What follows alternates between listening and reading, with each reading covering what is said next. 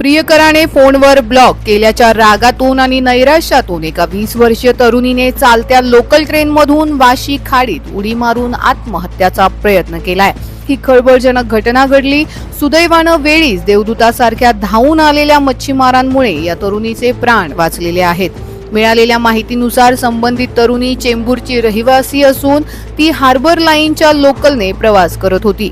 वाशी खाडी पुलावर ट्रेन येताच तिने दरवाजातून थेट खाडीत उडी घेतली, मात्र तिच्या खांद्यावर सॅक बॅग अडकलेली होती, ज्यामुळे हवा भरली गेल्याने ती पाण्यावर तरंगत राहिली।